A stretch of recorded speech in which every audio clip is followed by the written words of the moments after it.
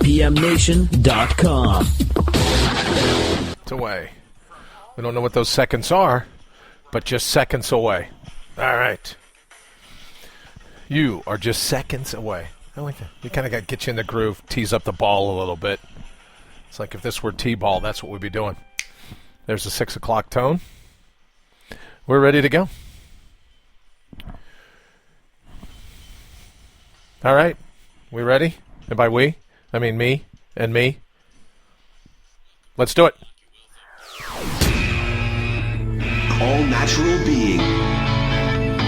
Warning, All Natural Being with Brian Brawdy is designed to shake your sense of self to the core. It's full contact psychology with an empowering twist, a philosophical loofah for your soul. For those of you not ready or comfortable releasing your inner superhuman, listener discretion is advised. Here's your host, Brian Brawdy. All right. Looks like I finally, right after like 65 episodes of this, looks like I finally figured out the timing. Yeah, it's very confusing, but I think it looks like this morning we finally nailed the timing. So I'm very excited about that. There you go. I'm all smiles. Hey, good morning, or afternoon, or later morning, or evening, whenever you're listening to All Natural Being. I'm Brian, as the announcer mentioned. Really is an honor to be hanging out with you here right now for the next hour. However you stopped by, clicked on, jumped on, hanging out. The number one rated show on IPM Nation. I believe 67th episode, as I said. And I'm so excited I finally nailed the opening. It's the little things in my life. Hey, but nonetheless, even if you're listening on iTunes, wherever you're listening, I'm fired up to be spending the next, probably like 58 minutes with you. Because it really is my passion. It's my gig to do a show about you. That's right, you. Not the you with any limits. I don't want the you with, you think, oh, well, I can't do this. I can't do that. But we want to be realistic. There's some things we just are never going to achieve. So what do we do? Circle the wagons, pay attention to the moment, figure out what is it we can actually pull off. That's the you I want to hang with. The unconventional you, the unorthodox you, the primal you. I like the idea of like a primal revival. Because I think that's the all-natural you. An all-natural being, my little show here, is an opportunity to remind you to do this one thing. To break your boundaries, to remind you to forego the spiritual sabotage that is holding you down and back, to remind you that the normal in your life, like the kudzu vines, an invasive species, the normal in your life is blocking you from the natural flow of your passion and creativity. You know, I was thinking about this yesterday. People say passion. I'm not talking about that kind of passion, like, oh, passion. I mean the passion you can feel. The passion when you're fired up about it, you can feel it in your throat. It gives you goosebumps. It's like you feel your hands start to grip at it. It makes your mouth water. That kind of passion. That's the passion. Dig your nails into it passion that I'm talking about. This sort of, oh, well, I'd like to have some passion in my life. No, you wouldn't. If you don't know how it's going to feel, you won't know it when it hits. So that's why I'm here, Monday through Friday, live. Each morning, 7 to 8 a.m. Eastern, as I said. To suggest that you take an evolutionary leap back to your original depths. Back to the marrow of your mind. Back to the native. Back to square one. One of my favorite quotes, as you know, if you've been listening, Rumi. To the root of your soul. Because that's where your authentic parts lay. And you know I believe you are a force of nature, and that your higher power, your divine, however you define it, is waiting for you to remember who you are. Come on already. I want you to remember where you are and why you are here. And it's because that you're a rare breed. I'm betting on it. I know it to be the case. And it's because of that, I got to ask you, why settle for a farce of a life when you're a force of nature? Why take a back seat? Why let your brilliance take a back seat to anybody? So is today the day, right now, you make room in your life for your life? Is today the day you actively embrace your authentic reality, who you truly are? Is today the day you feel safe enough in your beliefs that you're ready to jettison anything holding you down and back? Time to go. Put it in the rearview mirror. Leave it alongside the road. Throw some gravel. And ultimately, that's the focus of All Natural Being. Because I know your All Natural Being is in there. So my gig is, I've said before, like what did I say yesterday, a dental or a mental hygienist, right? I'm like the eraser on the end of a number 2 pencil. Like a sandblaster, a loofah.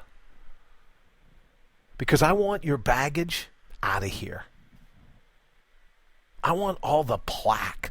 I want all those things suffocating, encroaching on your all-natural being. I want them out. I want them gone. 86 of them. If you've ever worked in a restaurant, 86 of them. It's out. So what do you say? No more brainwashing. No more blind spots. No more BS. Everyone's trying to shed some belly fat. You see it all the time. Oh, you can't get on the internet without. Oh, how'd you like some six-pack abs?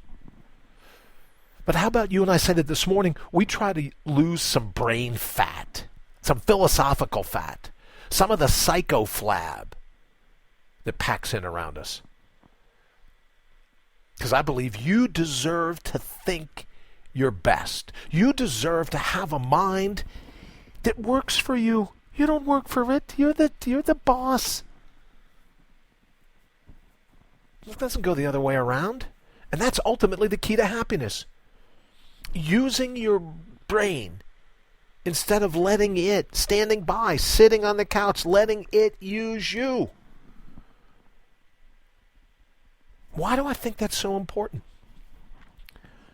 Because the real you, the authentic you, the all-natural you, can't be unhappy. You can't be overwhelmed. Can't be depressed or, oh, I'm so stressed out. Nope, not your all-natural being, not the real you, the facade.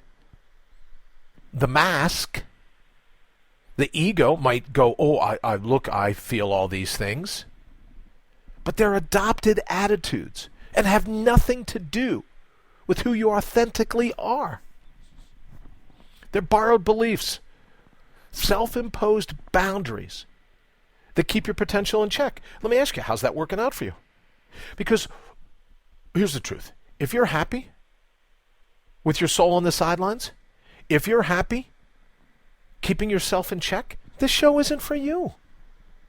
You can go and tune into, Hoda and somebody. Whatever whatever you want to watch on TV, whatever you want to watch to do. Because if you're happy with your sidelining your soul, this show is just not going to grab you. It's not going to grab me. Your brain wasn't meant to be blunted. Your soul wasn't sent here to be stymied. So is today the day you stop sapping your own strength by sidelining your soul? People say, oh, I don't know. It seems like such a challenge.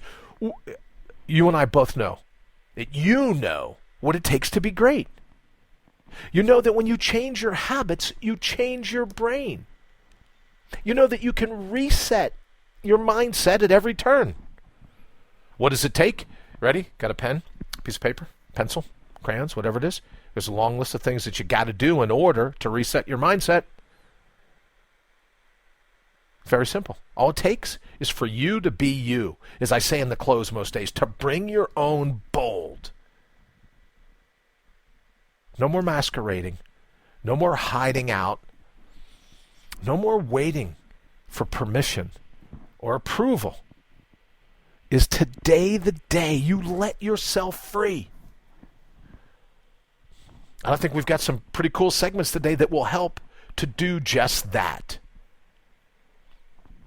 Let me get to anaerobic aphorism.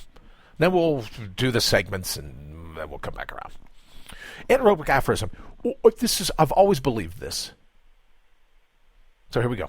When you don't stand a chance, that is your chance. And I can tell you from having done this for a while now, you throw some of these quotes up on Facebook or Twitter, social media, all the different things. I just write them and then put them out there. And of all the ones that I put out, some get a lot of shares, some don't get all that many, to be honest with you. Some do, some are real movers. Others go, they just kind of sit there. Not a lot of shares, not a lot of likes, not a lot of this or that. And I kind of knew when I put this one up, it wasn't going to be a big hit across social media. Because people don't want to be reminded of those times where they feel like they don't stand a chance. But I promise you that in those moments when you're absolutely certain you don't stand a chance, that is your chance. In that moment, in that tipping point, in that line in the sand, that is your chance. So we're going to focus today on how to take advantage of some of those things, how to use them to your benefit.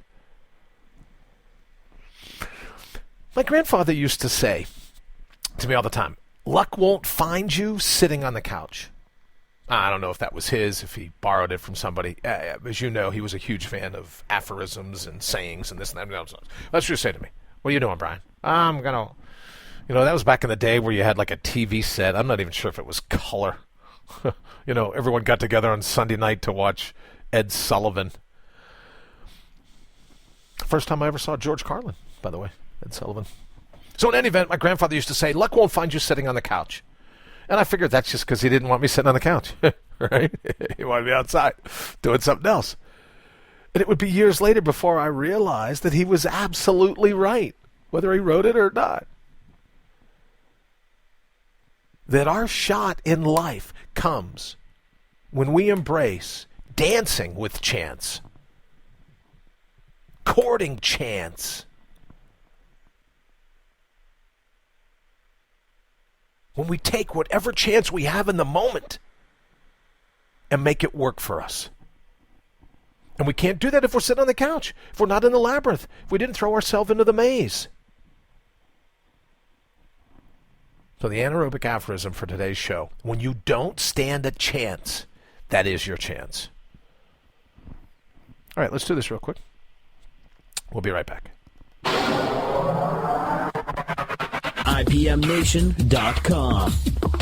IPMNation.com. Segment number 1 today. Luck as leverage. What? Hold the show. What do you mean luck is leverage? You can't control luck.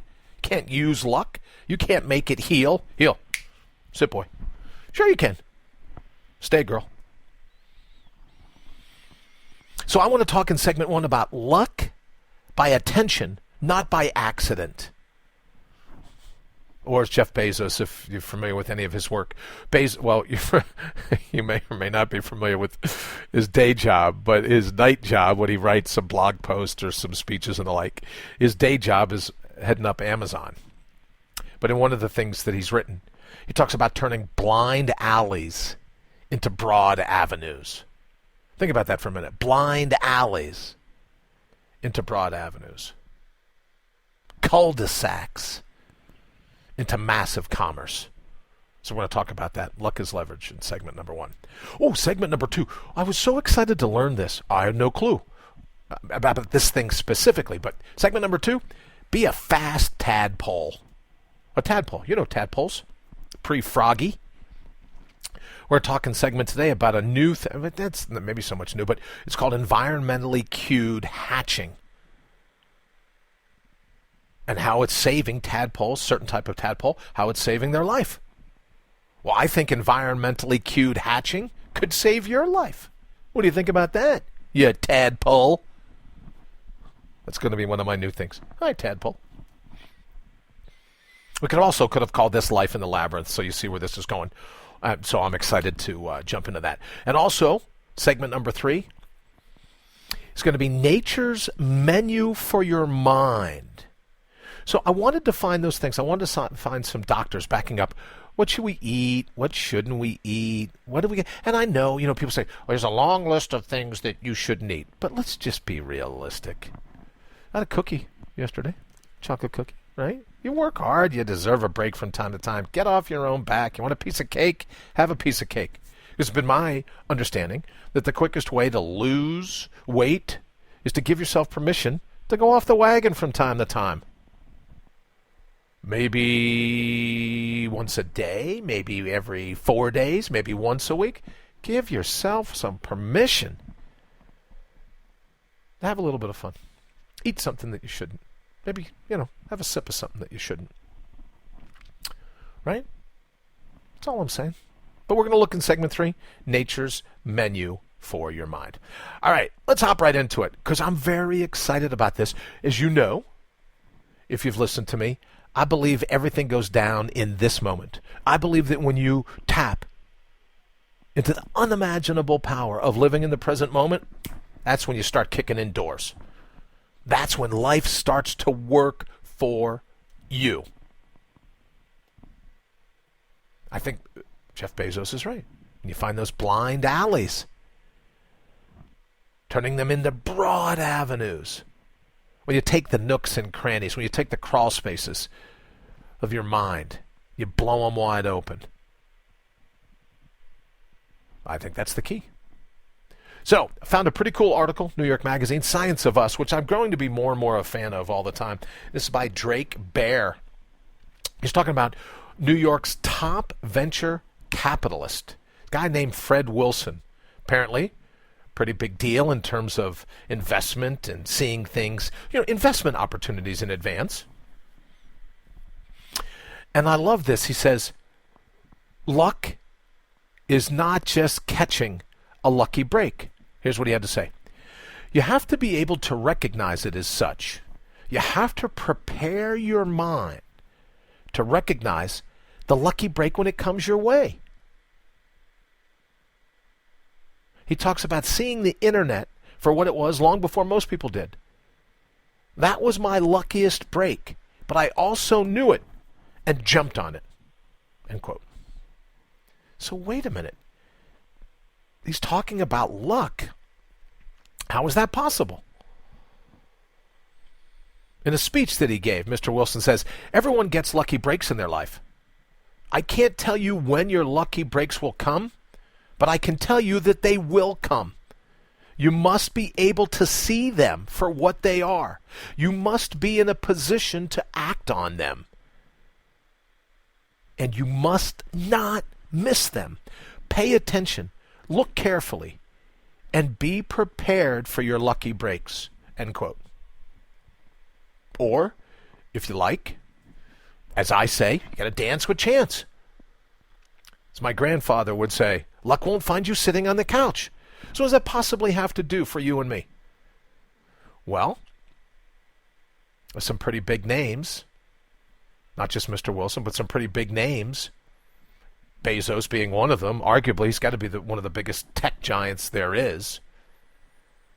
You look at Steve Jobs. I don't want to go down the whole laundry list of names that have said, like, luck has really played a massive role in my success. Now, this ticks a lot of people off, right? Because you have all the successful people. Oh, it's nothing to do with luck.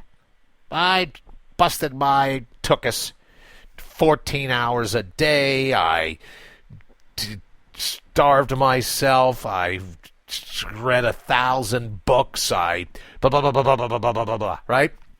These walking, talking ego bags. See them everywhere. That won't even admit for a moment that luck played a massive chance. Being in the right place at the right time. Oh, no, it's all me. I'm brilliant. It's all on me. I did it all myself. Just ask me. Idiots. But when you look at their stories, when you look at their backstories, they want to package them all up, right? They want to have a nice little bundle. Oh, here's my climb to success story. But when you look at it, you read their biographies, autobiographies, you read some of the stories about them, you find that they were in the right place at the right time. And they knew how to take advantage of it. So let me ask you, how about you? What would it take for you to see some of your lucky breaks? Because ultimately, I think that's life in the labyrinth. Labyrinth is nothing more than a mosaic of your potential lucky breaks. The lunges, the lapses, the starts and stops, the lefts, the rights, the ups, the downs, the pivots, the swerves, all the shifts. Shift happens here in the labyrinth. All the shifts. Those are just lucky breaks piled up on top of lucky breaks, piled up on top of lucky breaks. And you know me, I don't believe there's any dead ends. They're all cul-de-sacs. And if you make a wrong turn, it's a wrong turn only in that particular instant. It identified 1,000 other right turns because you know not to go down that turn anymore in this particular instant in all of time. So why would my grandfather used to say, don't let me find you sitting on the couch? Because on the couch is out of the labyrinth. But when we get in and we mix it up and we see what this moment is going to present, think about it. When was the time in your past you're like, holy crap, I never expected that to happen? Jung calls them synchronicities, chance. Maybe you had an epiphany, a lucky break, serendipity. That's another favorite word, serendipity. Or just plain chance. When was a time in your past? Think about it. Because here's what I also know. When you start identifying those chance occurrences, you start to see them everywhere, right? You kind of hone your eye. That's the investigator mindset. That's the CSI mirror, crime scene investigator. That's the energy you bring when you look into this moment and go, all right, there is a freaking lucky break here somewhere. I'm not leaving this moment till I find it. I'm not leaving this moment till I find it. How many examples in the past do you have where you're, bopping around and all of a sudden something happens and you go, how is that possible? How is it possible? I used the example the one time of getting on the flight from Denver. My friend, who I ended up having a fantastic conversation with, he was a neuroscientist. 400 things had to unfold in order for me to be sitting next to him on the plane. So I got like a great lesson from somebody a lot smarter than I was. Synchronicity, serendipity, chance. And no matter what the highly successful people around you, whether you study them, they say, oh no, there was no such thing as luck. It's all hard work. There's no magic bullets, silver bullets, no magic cures. Yet there is. There absolutely is. And if they have the backbone to come on and debate me, have them come on and debate me. Oh, which would be an opportune time to mention, well, you can come on and debate me, or you can send me a text or tell me whatever you like. 331-684-7685, 331-684-SOUL. You can reach me at allnaturalbeing.com. A lot of people heading over there of late. allnaturalbeing.com. Give me an email address. I'll send you one back. Hook up on Facebook. Send me a little message on Facebook. That would be cool. But they're welcome to come on and tell me how much luck played no role. They had no role models. They had no clues. They had no hints. It's all me. I'm brilliant. 4, 6, 8-year degree. Some university. Spent all that money. Now I'm brilliant. And they'll tell you, no, luck had nothing to do with it. I would suggest that you may want to look a little deeper into that. Because you and I, we're not as smart as we think we are. But we can be clever. We can be crafty.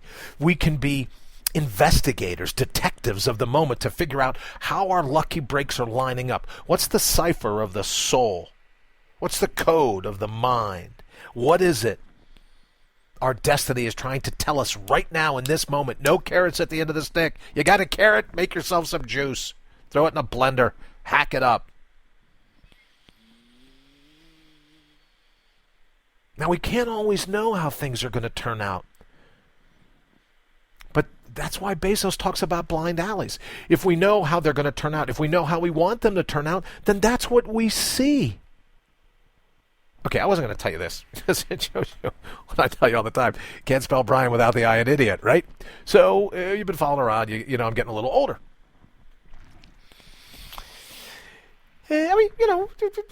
Celebrated my 49th birthday a handful of times. So this morning, and it's early, admittedly, right? It's early. So I come into the studio. Excuse me. I come into the studio. And I get this, I get that, I got everything set up. I come in, throw on a shirt, do everything. And I go, holy cow, what do I do with my glasses? So I start recounting in my mind. I can't believe I'm going to tell this, but in any event, I start recounting in my mind. Where'd I put my glasses? So wait a minute, they're not here in the studio. So okay, I go back out, I go downstairs, climb another set of stairs. I leave them on the counter here. No, they're not on the counter. And then I go, all right, I'll go, let me go check on the, I'll check over here in the nightstand. Go, I check on the nightstand. No, they're not. What a dope. They're not on the nightstand. So I'm like, oh man, this is 5 minutes. I'll never get back. Come on. Come on. I got to wrap this up. Let's go. I got a show to write. Then I said, okay, I know exactly where they are. I must have last night. Was kind of tired, right? Must have put them in my glasses case. Must have put them in my glasses case and put it in my briefcase because I have a kind of like a busy day today right after the show. So I was going to do the show, get right out the door, go to the my briefcase, my shoulder bag, and I go, oh great, there's the case. Go to pick up the case, no glasses in them. So I'm like, Bri. So I start retracing my steps in my mind. So I sit down for a second, and I kind of. You ever, like when you want to think something, you kind of put your fingers on your forehead? Not like you're getting a picture taken like you're a realtor. You ever see these people, these other people? Oh, let's give us a really pensive look. And they put their chin on their hands or whatever. But you just, out of habit, you kind of just put maybe you have your elbow on the table and you put your forehead on your fingers and you look down. Guess what? I had hooked my glasses on my shirt moment I put it on. I didn't think to look for them on me. And they're so light, I didn't feel them. So here I am, 5 minutes, running around, checking all the usual suspects, where I'm sure I would have left them. Excuse me. And they were right there on my shirt. Ever do that before? Ever have your car keys in one hand, and you're busy thinking about something else, you're running around looking for the car keys, and you put the car key ring around a finger and they're in your hand, you don't even know that's where they are? Ever do that? Ever put your sunglasses on the top of your head, running around looking for your sunglasses? Well, that's what it's like with our lucky breaks. If we're not looking for them, we won't see them. There's no way in hell I knew my glasses were on my chest running around for 5 minutes this morning. I wasn't looking for them there. Were they clearly there? Absolutely, needle nits. Right? They're on my shirt. You dope. The only break I'm giving myself this morning is I didn't walk in front of a mirror. I'm not even sure if I had stood in front of the mirror, if I'd have looked at myself and gone, where would I have left my glasses? Right? And a portion of it is that early in the day, right, before your mind's all revved up, I kind of need my glasses to see my glasses. So you talk about the blind leading the blind. But here's the point. That's the way your lucky breaks are. If you're not looking for them on your chest, the little earpiece hooked onto a button, if you're not looking for them there, you're not going to find them. If you're not looking for blind alleys, because, I have a carrot on the end of the stick, I have a bucket list, I have some goals, stand back, I'm moving straight through, as the crow flies, don't got time for distraction, I'm multitasking my way to success. Yeah, me too this morning. I was multitasking my way to the success. I had a carrot at the end of the stick of finding my glasses. You dope. And they were on my chest the whole time. So that's the way our lucky breaks are. So let me ask you, do you have so much tunnel vision in your life? So much tunnel vision that you can't see the lucky breaks? Can't see them? You ever think about labeling yourself as unlucky? Ever think of it? Go, luck never happens for me. Never happens. Not going to happen. I'm not good enough. I'm not smart enough. I'm not fast enough. No, I would suggest that if you believe you're not lucky enough, might be, you're too busy looking outside of the moment. I can tell you, lucky people absolutely maximize their opportunities at chance. Absolutely, by looking in the moment. And you could argue they create the opportunity by noticing it I don't want to go all Heisenberg uncertainty principle. I don't want to go all quantum physics, quantum mechanics, and all the rest of this on you. But you know in the Heisenberg uncertainty principle that until there's a collapse of the wave function, when we look at an entity, let's say electrons, that we can't judge both its location and its speed, its location and its momentum. Can't judge them at the same time. Because they don't exist until we look for it in that particular venue. Then the collapse of the wave function, the observer looking at it, causes it. Oh, there's its location. But now, momentum. Oh, wait, what happened over here? What's in my right hand? Can't find it. And why people say that quantum physics is almost impossible to comprehend is because cutting-edge minds in quantum physics now believe that electron doesn't exist until there's an observer. It's in like this shadowy, fuzzy kind of state. Well, what if it's the same thing? What if the Heisenberg principle really is true? And you can look at Stephen Hawking, you can look at Feynman, you can look at other brilliant minds, current and past, future minds, that'll be trying to figure, is there a law underlying all of this? So we go, oh, well, that's why. But outside of that law, what if the Heisenberg uncertainty, which has been proven countless times to be correct? Well, what if it could be applicable in our lives? What if your lucky breaks, what if your lucky opportunities don't present themselves, like my glasses, until you're looking for them? You're in that moment, right then. What if your focus, what if you create this lucky break? You are the collapse of the wave function. When you notice them and then decide to act on them, your mind, like mine this morning, looking for my glasses, now it's like, here we go. I'm going to look for those lucky opportunities. And it's been my experience that there's like a lucky opportunity. It means there might be something that in and of itself, in that moment, it might not grab you as, woo, right? The heavens are going to open up and there's an angel running around with a trumpet going, hey, jerk, over here, take a look at this, would you? Well, good Lord, what do I got to do to get your attention? But there's some lucky breaks, where that puts you in a position for the next shoe to fall in the labyrinth, the next lunge or lapse, pivot or swerve, up or down, left or right. Puts you in the perfect position for the next one to unfold. And when you train your mind to do that, when you're looking for the lucky breaks at every turn, as opposed to saying, oh, I'm not lucky, then you're never going to find your glasses.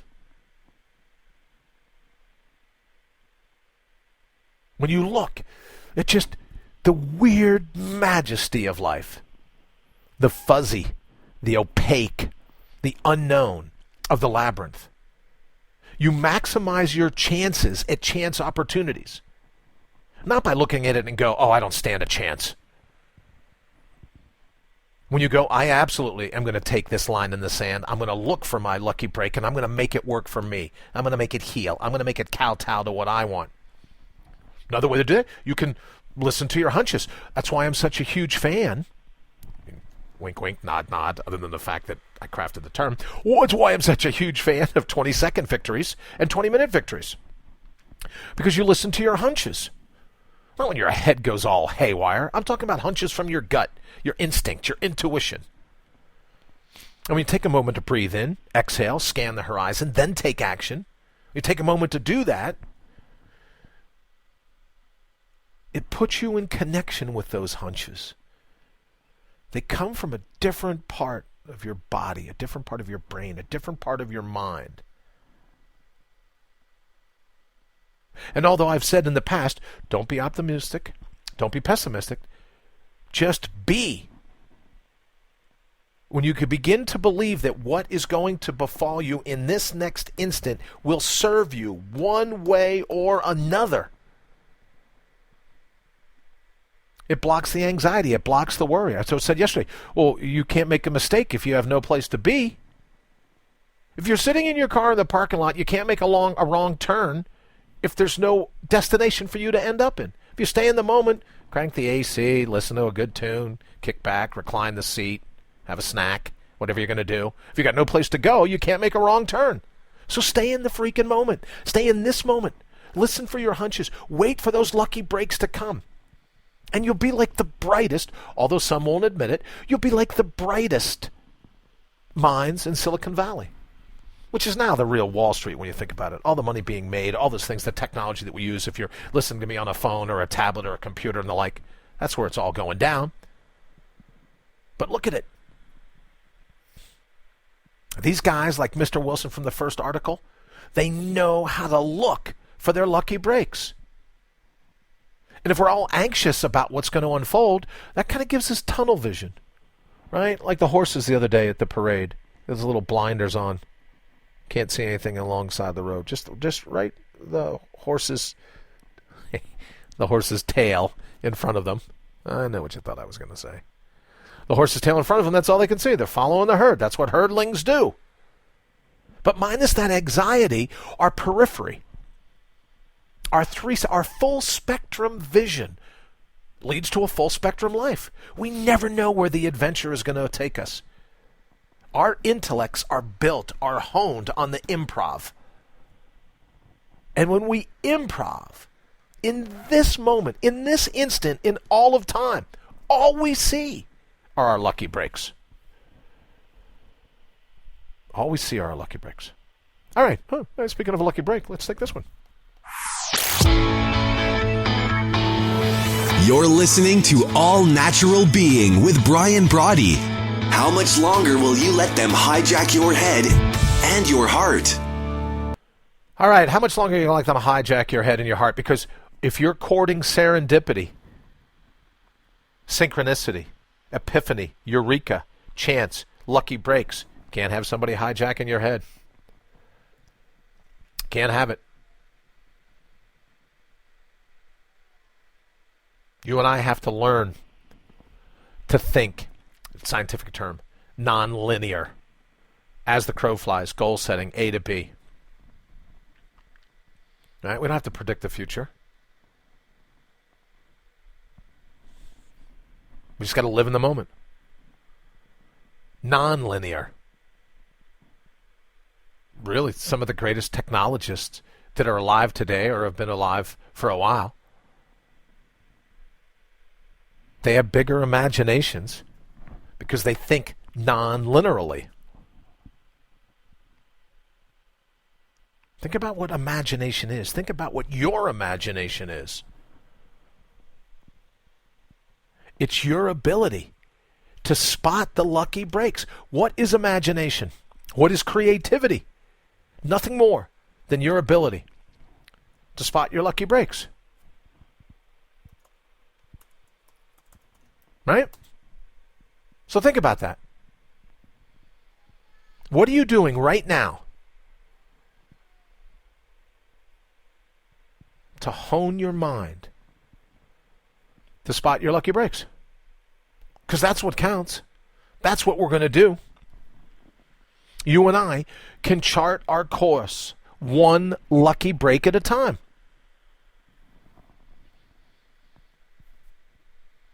You know, I was really moved yesterday when you think about the brilliance of the human mind. Same brilliance you and I have. You know, maybe we haven't put a satellite into space. Maybe we haven't really launched a rocket. But if another human mind, another human brain can do it, so can you. Another human brain can do it. There's nothing that can hold you back. If it's been done before, that's why I look at like the particle accelerator or some of the technologies that have been created, some of the things that have happened, some of the things that humanity takes credit for. Well, that mind, that brain that was used is the same mind, is the same brain that you and I have. It's just adept at thinking in a non-linear way. That's all it really is. They're better. Are they smarter in some ways? Okay, great. You want to say they're smarter? At what, though? At what? At non-linear thinking. I think it was yesterday that the Juno probe reaches Jupiter. And I heard someone say it's the greatest human achievement, reaching Jupiter. And you think, look at all the lucky breaks that thing had to achieve just to make it there. All the different things that had to happen in order for the satellite, for Juno to make it there. All the different things within a human mind that had to go down. All the brainiacs at the Jet Propulsion Laboratory, California. Everything that had to happen. 540 million miles. That's a little bit of a hike. I'd take some snacks again. 540 million miles to get to Jupiter. But let's bring it a little closer to home. As phenomenal as it is, it made it there because of contributions from a human mind like yours. No difference. Oh, I'm not lucky enough. I'm not smart enough. I'm not talented enough. I'm not X enough. Not true. You have the same type of human mind. And when you and I start to think in a little more of a non-linear fashion, when we identify the lucky breaks here in the labyrinth, that's why I get so excited about it every day. In the maze. That's where the majesty comes. That's where the magic comes. You and I have the same mind, same brains as the people, as the scientists at NASA who put Juno into orbit. And we don't use them. Why is that? Well, maybe because of the way we grew up. Maybe there's some other things. But I should have left this a couple minutes ago. I just want you to know that with all the tests neuroscientists now do, they go, oh, let's find Einstein's brain. We'll see what makes him, was his corpus callosum thicker? Did he have a bigger this, a bigger that, all those other things? No. What did Einstein say? Imagination is more important than knowledge. Oh, well, I only have an IQ of this or that. Who cares? So that has nothing to do with intelligence. Your ability to find your lucky breaks every moment of the day. That's intelligence. Life in the labyrinth. All right, that's going to lead me on to section 2. Now, we talked about this. Ooh, be a fast tadpole. Swim along now. This absolutely fascinated me. And the concept is called environmentally cued hatching. Now, let me pull this up real quick. Let me show you if I find the exact right. Did I do it? Oh, yes, here we go. So, it's a scientific study of tadpoles. And it's a terribly detailed study. Detailed not just in terms of the length and the number of scientists, but the cameras that they used, all of us. So here's what happens. The title of the article, it's a research article, How Embryos Escape from Danger. The mechanism of rapid plastic hatching in red-eyed tree frogs. Red-eyed tree frogs. Say that 3 times fast. Super long article. Words way bigger than I can pronounce. But let me just say this. What it talks about is you have these little tadpoles, for lack of a better term. These little tadpoles that will one day grow up to be tree frogs. And they're hanging out as tadpoles. This amphibians will. They're hanging out, catching some rays. All of a sudden, a tree snake shows up. Right? Here goes this tree snake. Well, according to this research, this environmental cue of a snake going, munchies. And then the tadpole's going, well, I don't want to be a munchie. I'd rather not swim around in his stomach for right now. I want out of here. What do? They can sense in advance the threat. So they go ahead and hatch and swim away. Environmentally cued hatching. Well, then I thought about it. You know what these little tadpoles are good at doing? Identifying what's going on around them, taking action, finding their lucky break. Not too far of a stretch. Environmentally cued hatching. It means they're in the labyrinth. They see what's going down. They sense what they're feeling. And these things, they get out of there. They get out of Dodge like in a hurry. Rapid plastic fluid, right? I mean, easy to happen. Hatching. When they perceive a threat. So there is something about their surroundings that cue to them, even something as personal as hatching.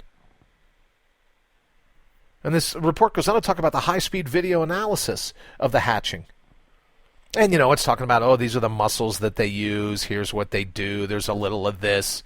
There's a little of that. But basically, they sense what's going on around them. And then there's a threat. Exit the capel.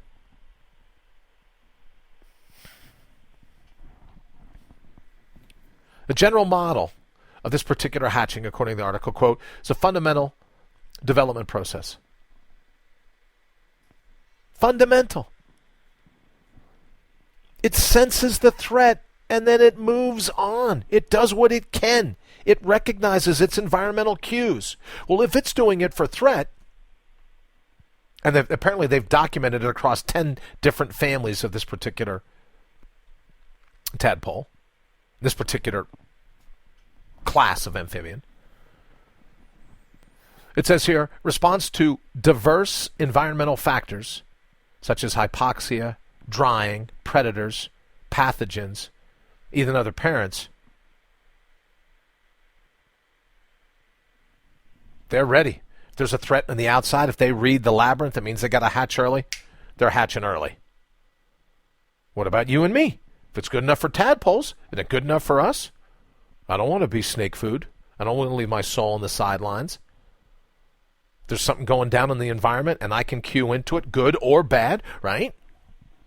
I'd love it if they had this study where they're doing it. Oh, okay, well, here's a threat which causes them to hatch at a hyperspeed. What if there's some way of finding something they really like? Like, what if tadpoles like chocolate, and they go, ooh, here's a Hershey's Kiss. See if there was something that they really liked that they move forward to real fast. Oh, here's a granola bar.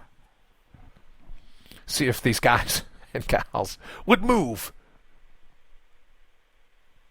to break the amnion sac, to get out of there. Would they move both from a threat and for a treat? But the bottom line is this environmentally cued action.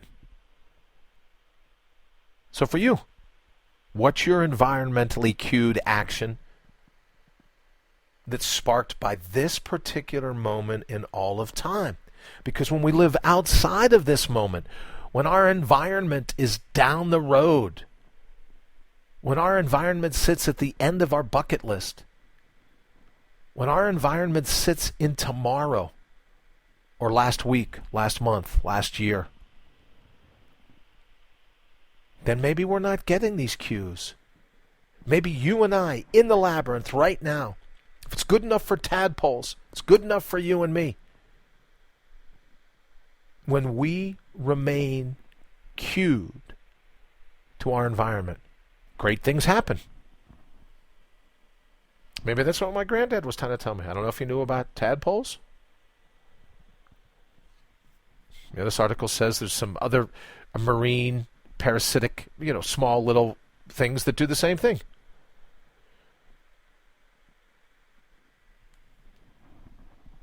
It says, quote, rapid hatching mechanisms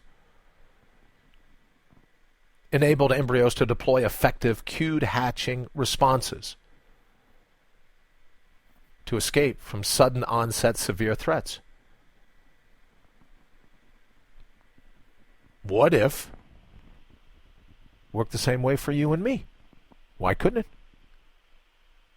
Why can't we take cues from our environment? We can when we decide to actively live in the moment, in the labyrinth, come what may. No optimism, no pessimism, just an open vision to think sharply, to look for the lucky breaks. Because it's the lucky breaks that build the labyrinth. But we get so stressed, we get so anxious, we get so excited about achieving some other state that we're not looking where we're standing right now. And I would offer, respectfully, dancing with chance is the way to go. Bezos, again, we said in the first segment, blind alleys to broad avenues. So we could be like a tadpole, take sole advantage of what's going on around us to make sure we have the life that we want. And it begins when we stop thinking in just a linear fashion. Oh, I'm a tadpole. Pretty soon I'll hatch out of here. Then I'll start swimming away. I'll do this or that. No. Like, hey, holy crap, there's a snake. Got a boogie. See you later. I'm out of here, sis. See you, bro. Why can't you and I do that in the labyrinth? All right, let's jump to segment 3. Sorry again. Here we go. Oh, okay, so this is what I talked about before, a menu for a healthy mind. It's called the Mind Diet. And I just thought, in fairness, we should. Oh, and I reached out to some other people, too, just so you know, on Facebook, I've got some suggestions.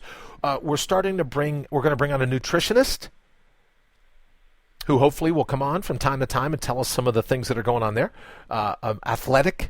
Someone that does athletic training. So we're going to set up the show so that different days of the week we can count on different type of reports.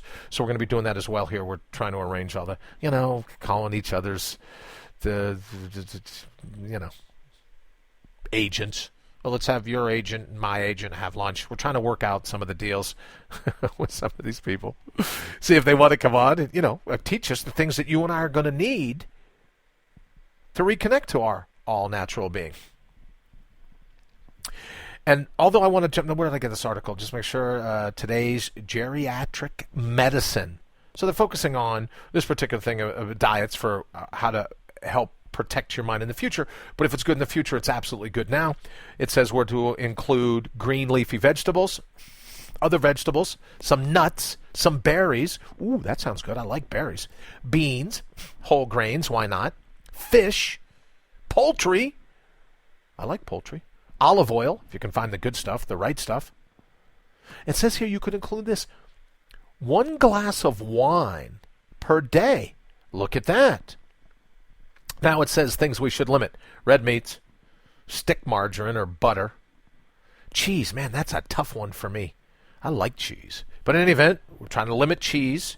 Less than 1 serving per week. If I'm going to do that, that's going to be 1 big serving of cheese. But in any event, we're supposed to limit cheese. Pastries and sweets, I guess that just makes sense. Fried or fast food. Not sure if there's a difference between the two. But fried or fast foods. But here's the cool thing about it. In talking, it says here, RDN, so it's a bigwig at the Academy of Nutrition and Dietetics. The Mind Diet is fairly simple to follow. Having a green salad and 1 other vegetable every day and snacking on nuts is pretty simple to do. Many people already eat poultry twice a week and enjoy a glass of wine with dinner before bed. Adding fish once a week can be as simple as a can of tuna on your salad at lunch. So look at that. You and I, handful of nuts. I like almonds. And I like berries. I like blueberries, strawberries, raspberries as well. So if you have a piece of chicken, throw in a piece of fish, can of tuna maybe, eat a salad, throw in another vegetable. I hope tomatoes are a vegetable. Then you have a diet for your mind. Because in all the philosophy, we still have to look at some of the biology of it. So we want to do what's best for our brain. We talked some about that yesterday. And I hope you had a chance to test out my top secret breathing plan. Left, inhale, inhale. Right, inhale, inhale. Left. So with the fourth foot strike, you exhale. Hope you had a chance to test that out. Now we've got another little cool diet thing. Grab some nuts, a nice salad, some chicken, piece of fish. Take a pass on all the drive-up windows of fast food restaurants, and we're on our way. So before we go, I'm so excited about today's show because I think, once again, we're learning that when you live life in the labyrinth, when you dance with chance, when you pay attention, you can make luck work for you. Because luck needn't come by accident. It can come by that very attention we're talking about. That when we're environmentally cued by what's going on around us, that is our chance to make massive change in our life. And as you know, I believe that's the core of all natural being. That's how you can restore your pure, if you will. Dancing with chance. Waiting to see what this moment in all of time is going to throw at you. Which means attention is really our most valuable asset. When we multitask, when we get distracted, and even if our attention is down the road on something else outside of this particular moment, then we're squandering our most valuable asset. Why do you and I do that? What's the benefit to it? Well, there is no benefit to it. We talked before about how you can reset your mindset. And that's the power of the 20-second victory and the 20-minute victory. We can rewire our brains. Now, this isn't some Pollyanna BS self-help tactic. I'm not going to make you walk across fire and burn your feet. Oh, the secret. I'm going to picture myself with a Lamborghini. Oh, if I only learned the 12 secrets to top-notch goal setting, then my life will be profound. What if the only way to be profound is be proactive in this moment? Proactive in this moment, right now, waiting to see the cards you're dealt. Don't fold your hand before the round's over. 20-minute victory, right now, just try it. We can rewire our brains. No Pollyanna nonsense, no BS. We can rewire our brains with a habit, progressively adapted, just like a push-up or a sit-up or a pull-up, progressively adapted in the moment. Spend 20 minutes waiting to see what lucky break is lining up for you right now in this moment, under the gaze of your full attention, because the collapse of the wave function, or maybe we'll do this a little bit more tomorrow. Again, not all quantum mechanics, but collapse of the wave function. When you look forward, Kramer's interpretation, when you look forward into the future looks back. And where those two meet, that collapses the wave function. So what if your attention causes the collapse of the function, which is your lucky break? I think it does. I think in your heart you know it does. That's why this will go down as one of my favorite shows. Environmental cues work the other way. They come from that direction. Transactional interpretation again. Like a handshake. You reach your hand out, someone reaches forward to shake your hand as well. The two hands meet. That's the collapse of the wave function. That's the lucky break you and I are looking for. All right, I got to get out of here. But do me a favor, send me an email, allnaturalbeing.com. You send me yours, I'll send you mine. We'll hook up that way. And then, reach out, Facebook, Twitter, however you like. Give me some ideas. I'm still looking for some co-producers, if you will, to make the show even more, I'm hoping, more special each and every day for the people that honor me with an hour of their time. I take it very seriously, and I'm very grateful for you doing that. And I'm looking forward to learning from you how I can get better at it every day. All right, I can get better at it every day by getting out of here on time, I suspect. I think the people at IPM will dig that as well. All right, we're going to run. Have an absolutely stellar, fantastic day.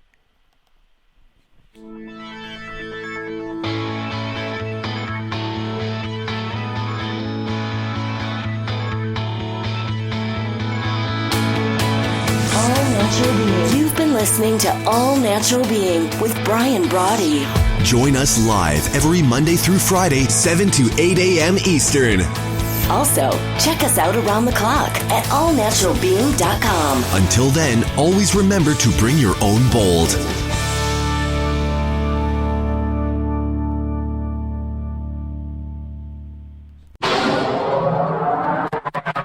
IPMNation.com.